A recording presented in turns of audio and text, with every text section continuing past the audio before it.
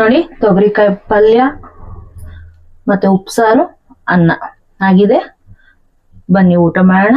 ನೀವು ನಿಮ್ಮ ಮನೇಲಿ ಮಾಡ್ಕೊಂಡು ಹೇಗ್ ಬಂತು ಅಂತ ಟೇಸ್ಟ್ ಮಾಡಿ ಕಾಮೆಂಟ್ ಮಾಡಿ.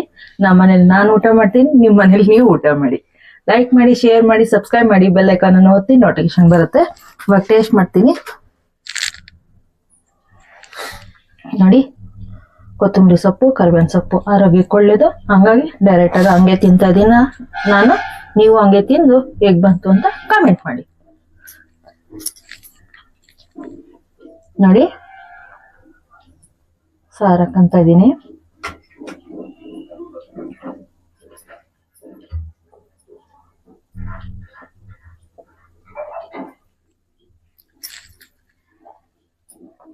ಆಹಾ, ಸೂಪರ್ ಆಗಿದೆ. ನೀವು ನಿಮ್ಮ ಮನೇಲಿ ಮಾಡ್ಕೊಂಡು ಹೇಗ್ ಬಂತು ಅಂತ ಕಾಮೆಂಟ್ ಮಾಡಿ. ಪಲ್ಯನು ಟೇಸ್ಟ್ ಮಾಡ್ತಾ ಇದೀನಿ ನಾನು.